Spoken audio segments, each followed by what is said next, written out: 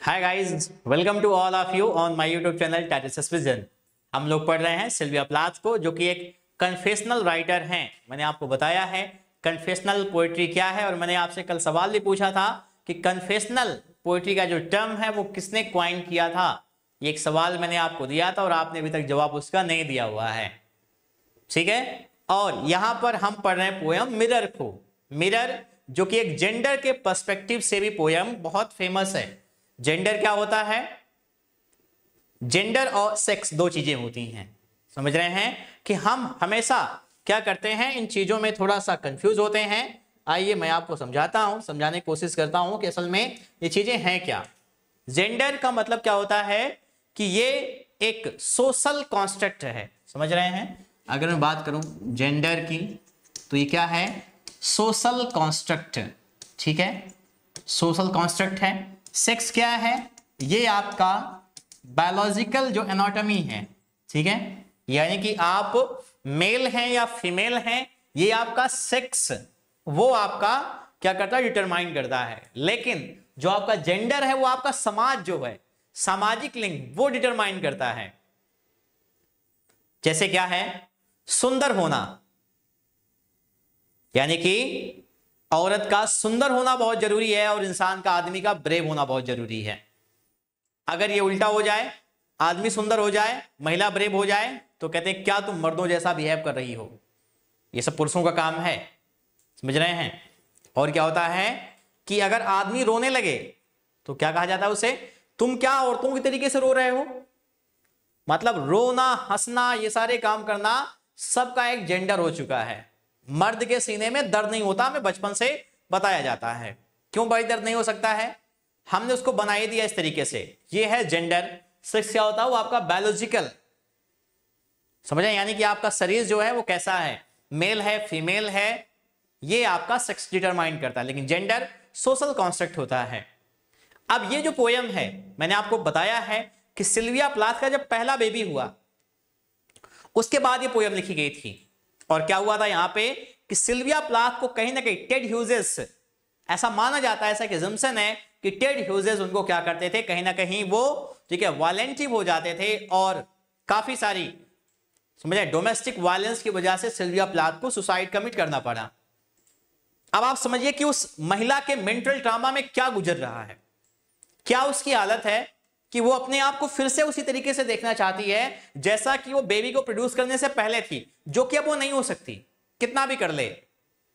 एक ऐसी लड़की जिसके साथ कभी ऐसा कुछ नहीं हुआ, और ये वो जो क्या कर रही है, जो बच्चे को प्रोड्यूस कर रही है।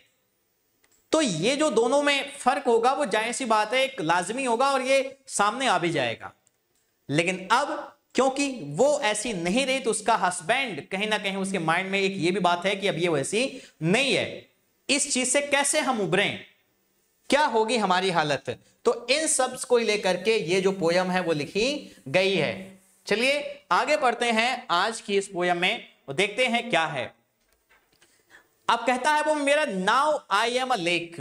अब मैं क्या हो गया हूं? मैं एक झील हो गया हूं, राइट। एक झील मतलब कि जहां पर मैं रिफ्लेक्शन दे सकूं।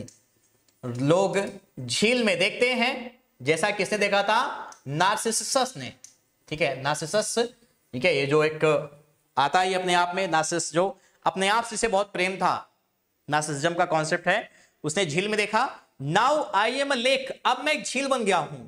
मिरर जो है वो कह रहा अपने आप को कि मैं एक झील हूं, ताकि कोई भी अगर मुझ में अपना देखना चाहे मतलब चेहरा देखना चाहे, पूरी बॉडी की बात कर अगर देखना चाहे, तो मैं उसका रिफ्लेक्शन उसे दे सकता हूं। मिरर में, चेहरे में हम लगभग क्या देख रहे हैं? अपना चेहरा।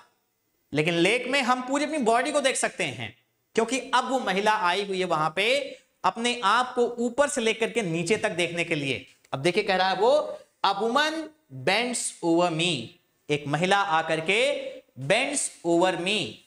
बेंड्स ओवर मी क्या हो रहा है? She is winking at me, यानी वो मुझे देख रही है, मेरी तरफ झांक रही है उस शीशे में। A woman bends over me searching my reaches.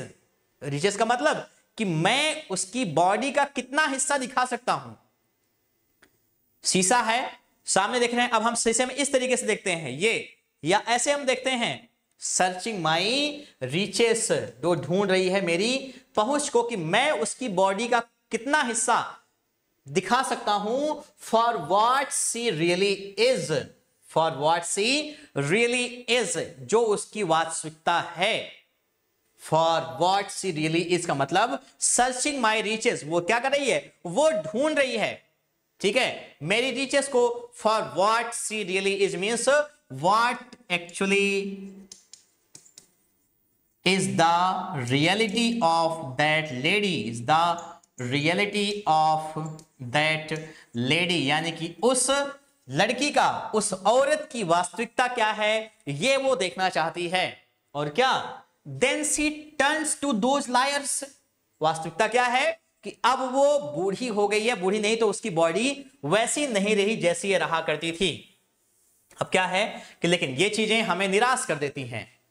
शीशा क्या होता है, हम देखते हैं शीशे में, इस शीशे में हमारा अगर अक्स सही नहीं दिख रहा है तो हम दूसरा शीशा ढूंढना शुरू कर देते हैं, जहां पे ठीक है शीशा आफ्टर शीशा, शीशा आफ्टर शीशा, then we finally come to the final शीशा, जहां पे हमें असली वाला हमारा चेहरा, ठीक है, ना भी दिखे तो कोई फर्क नहीं, लेकिन हम अच्छे दिखने चाहिए।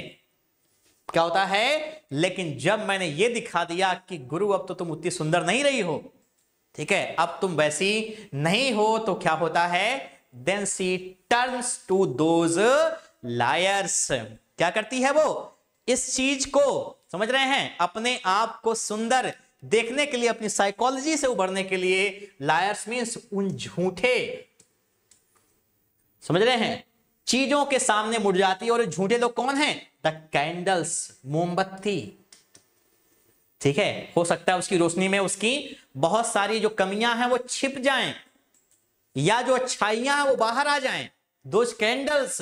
और द मून, या चांद की रोशनी में क्या हो, उसका चेहरा हो सकता है अच्छा दिखे, कहीं दाग धब्बे हो या कोई और बात हो तो वो चीजें छिप जाएं। और क्या है, और the moon I see her back, और जैसे वो मुड़ती है मैं उसके बैक को देखता हूं, जो कि अब बेबी प्रोड्यूस होने के बाद शायद उसका शेप अब वैसा नहीं रहा। कह रही है, कह रहा आई सी हर बैक, मैं उसके बैक को देखता हूं, एंड रिफ्लेक्ट इट फेथफुली, और जैसे उसकी बैक है वैसा ही मैं उसको चेहरे में, सॉरी शीशे में, आईने में अपने दिखा देता हूं कि हाँ अब ये है तुम्हारा हाल, एंड रिफ्लेक्ट इट फेथफुली, और बहुत ही वफादारी के साथ में, बहुत ही रियलिटी के साथ में, वास्तविकता से मैं उसको क्या करता हूं, रिफ्लेक्ट कर देता हूं।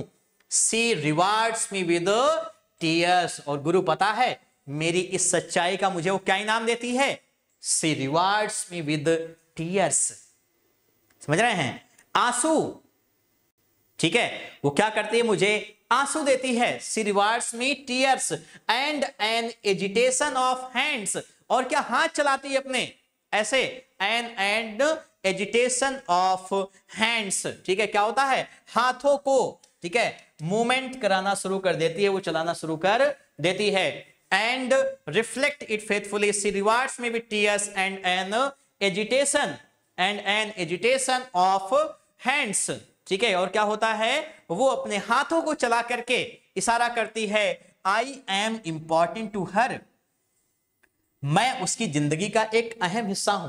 कारण क्या है कि अगर वो अपने आप को एक अच्छा, अट्रैक्टिव, ब्यूटीफुल, कमली, ये सारी चीजें अगर वो खुद के अंदर पाएगी मुझ में देख करके, तभी उसका कॉन्फिडेंस आएगा, नहीं तो उसका कॉन्फिडेंस नहीं होगा। क्योंकि एक महिला जो है वो क्या है, उसको ब्यूटीफुल होना जरूरी है, भले ही उसमें क्या है और सारी कमियां हो, खामियां हो, doesn't matter, but the first priority of this society is to see the beauty of the woman, and if she does not have this things, then she is not going to be considered a good and respectable species।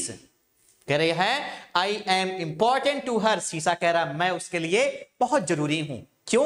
क्योंकि अगर वो खुद को मुझ में अच्छा नहीं पाएगी, सुंदर नहीं पाएगी, तो उसके अंदर अपने आप को लेकर के एक इंफीरियरिटी कॉम्प्लेक्स डेवलप होना शुरू हो जाएगा। वो क्या हो जाएगी, वो अपने आप को ग्रसित हो जाएगी। किस चीज में लेकर के, एक समझ लीजिए इंफीरियरिटी तरीके का, मतलब खुद को वो कमतर महसूस करेगी।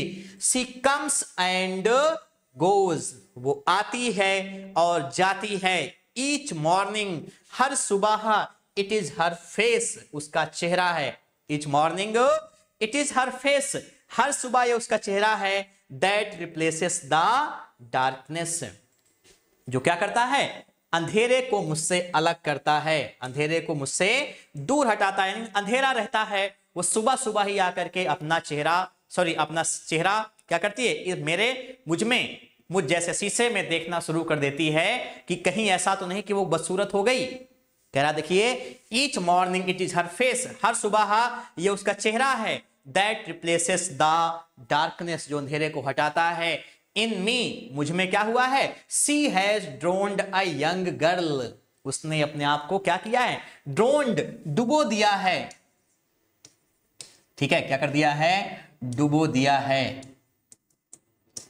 किसको, अ यंग गर्ल को, यानी जब से मैं यहां पर हूं तब से क्या थी, एक यंग लड़की थी, इन me she has drowned a young girl, जब से इसने मुझे देखना शुरू किया मैं क्या थी, एक यंग गर्ल थी, and in me an old woman, समझ रहे हैं क्या है, in me she has drowned a young woman and in me an old woman rises towards her day by day, दिन प दिन वो बूढ़ी होती जा रही है, और क्या हुआ है, इन मी, हर दिन, N old woman rises towards her day after day, यानी हर दिन वो जो देख रही है अपने आप को तो पा रही, यानी एक तो यंग थी, वो एक यंग लड़की थी जब से उसने इस देखना शुरू किया, और अब वो क्या हो गई, एक बूढ़ी लड़की हो गई है, यानी बूढ़ी महिला हो गई है वो, rises towards her day after day like a terrible fish, जैसे कि क्या हो, भद्दी मछली हो, बेकार सी, वो क्या हो गई, सूख गई है, और सूख जाने के बाद अब क्या हो गया, एक बड़ा सा कंपैरिजन है यहाँ पे, metaphor,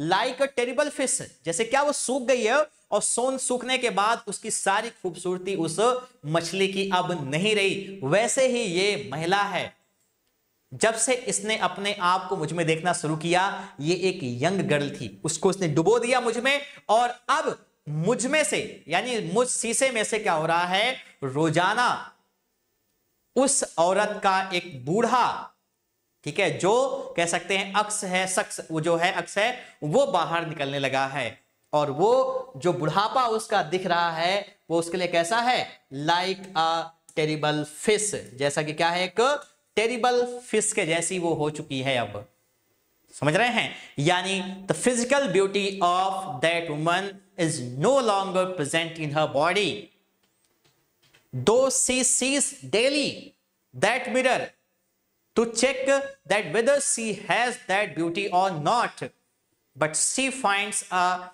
negative message by that mirror, because mirror is truthful, it has nothing to hide, and the reward that mirror gets is the tear, आंसू मिलता है उसे, क्योंकि वो महिला देख करके उसे महसूस होता है कि शायद वो अपनी खूबसूरत नहीं रही, और अगर वो खूबसूरत नहीं है तो शायद समाज जो है या उसका जो पति है, जो उसका पार्टनर है, वो भी उसको उसी तरीके से ही आंकने जा रहा है, ठीक है। तो आज हम इस पोयम को एंड करते हैं, कल हम अपनी अगली क्लास में पढ़ेंगे सिल्विया प्लाथ की अगली पोयम, जिसका नाम है daddy. Thank you so much for watching, have a good day.